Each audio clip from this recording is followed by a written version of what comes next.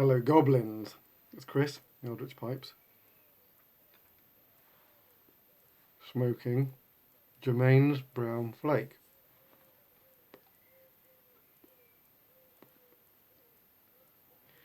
What a dull name for such an interesting tobacco. So, this is interesting. The last tobacco I reviewed was a burley blend, and so was this one. The last one being the HU Crater number 1.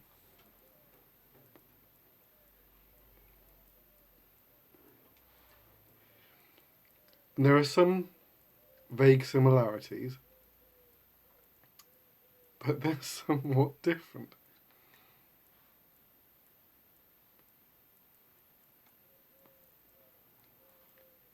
Okay. It's not listed. If you hunt out a description of brown flake, it says it's a Virginia burley blend.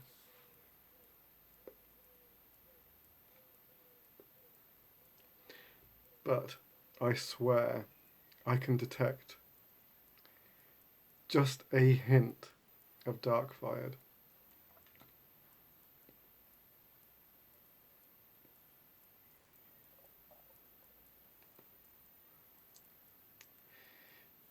If it's not that, then the burley is unusually rich.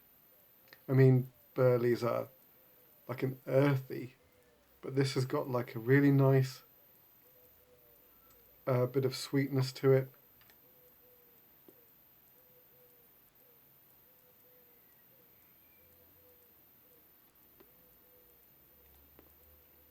I just keep getting, on the retrohale, I just keep getting that hit of Old Dark Fired.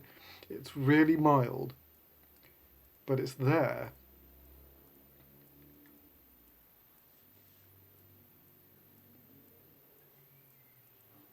It really is there.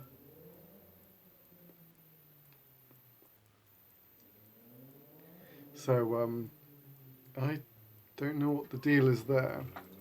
So, it's a Germain's flake. Now, if you've encountered Germain's flakes, you know they rarely deserve the description. These somewhat are, as you can see, they are just about. There's a definite flaky nature, but most of it is a kind of, we should have called it broken flake, and that would have been like a completely honest description. Germain's broken flake. It's a very fine, it's a very thin flake. I don't know if you can see it is cut remarkably thin.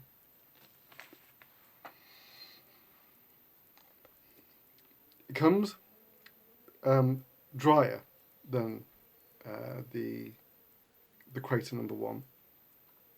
If you watched that video, you'd have seen I had a little bit of trouble keeping that fellow going. This guy, just, you light him up. I mean, you do like a charring light, but on that second light, he just goes, which I really like. It's a mellow smoke. It feels like it's got some strength to it, but it's not quite as in your face as the Crater. The Crater kind of, it really lets you know it's got some power to it. This is a milder fellow.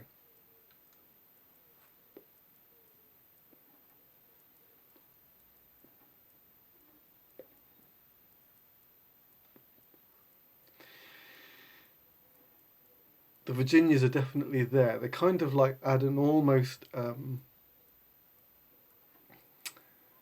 vanilla-y element, but if you know what I mean,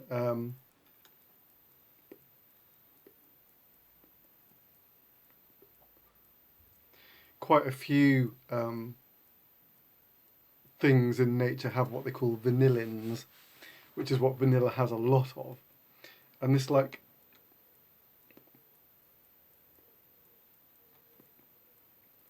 seems like it has a few sort of very natural, unsweetened vanilla. You're going to think it tastes like ice cream now. It doesn't. I'm just saying it has this like this light top note. The smell from the unlit tobacco is really, I've never so much wanted to say smells of tobacco. It's a real the unlit tobacco just really says, I'm tobacco, smoke me, you'll like me.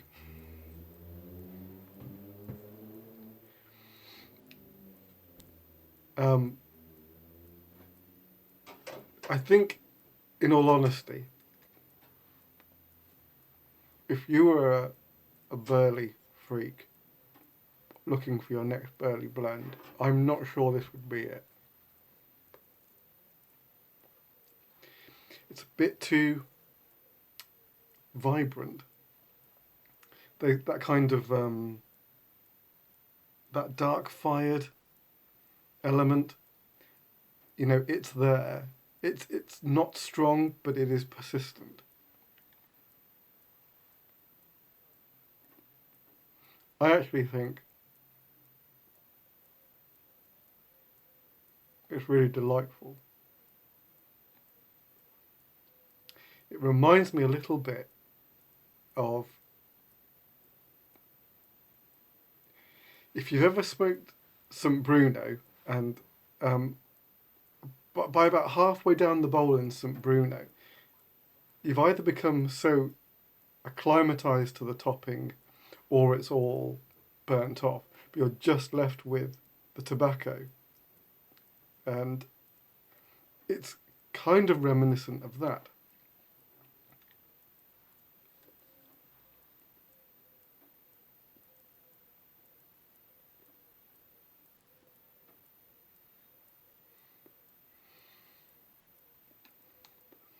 But, and I'm going to say this, I don't know if this is I'm giving it too much credence because it's a Germain's blend, and my sneaking suspicion is that they are one of the few places that still age their Virginias properly before they use them. That when you get the Virginia, because the Virginia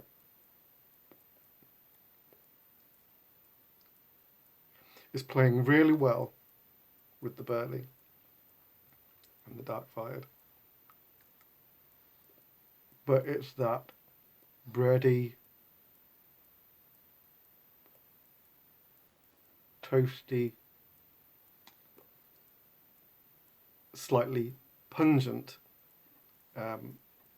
Virginia, not the grassy, hay, hot air Virginia.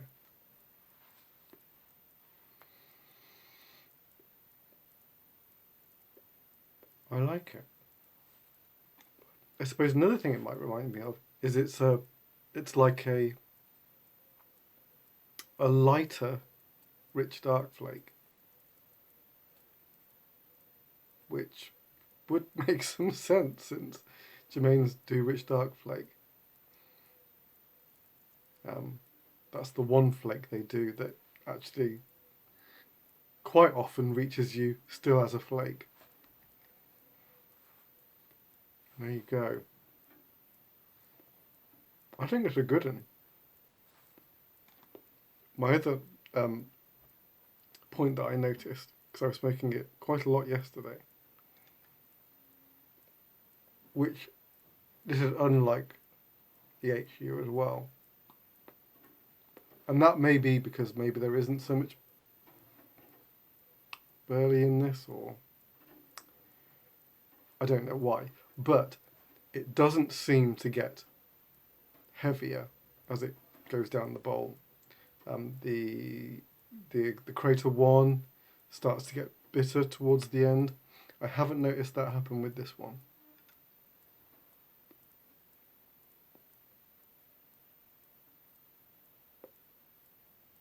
You can see it just smokes like a champ. I knocked you there. I'm sorry. There you go. I just wish they'd given it a better name. Germain's awesome burley blend with some dark fired. Germain's slightly dark fired flake. Something like that. Yeah. Okay. So yeah, a good one. A good one. I'm wondering if which one I'd reach for more, the brown flake or the rich dark flake. I'm not sure there's that much competition. I think I'd go for the dark flake. Rich dark flake. Because that's a complete winner all round. Alright. I think it was Saturday's video? I can't remember now. I just showed you some starting picks for the Alchemist Acorn. So I'm going to show you where I'm at now, where it's fully constructed. As you can see.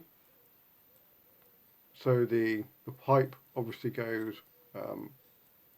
from briar fused to resin, and then the shank end back to briar, and then the stem begins briar, which I really like that little touch.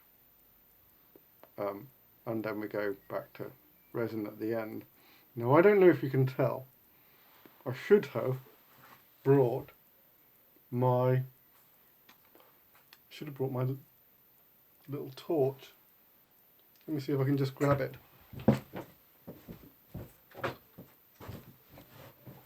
Sorry, I should have had that to hand.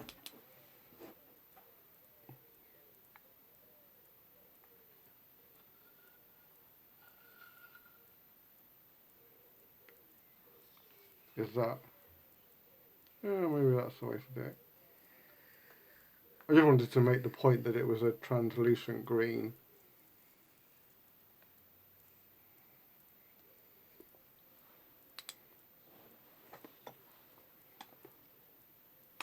I love making those pipes.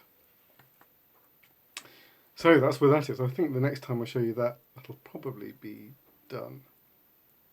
It's going to get stained, so that's going to have like a chocolate and yellow contrast thing, I think. I don't think, I know. That's the way it's going to go on the briar. Alright, that's my review, and you've seen my pipes. I'm not sure what the next video is going to be. I'm umming and ahhing about a whiskey video. I can't get anyone round to taste whiskey with me, for obvious reasons. And I really like that format. So it's either I put a stop on the whiskey videos until the lockdown lifts, or I just forge ahead and just do some whiskey videos, and when the lockdown lifts, get people in then. I'm not sure which way I'm going to go on those. Anyway, if nothing else, I'll see you either for the next tobacco review or for chapter 6 of Charles Dexter Ward. Until next time, take it easy. See you soon. Ta-da.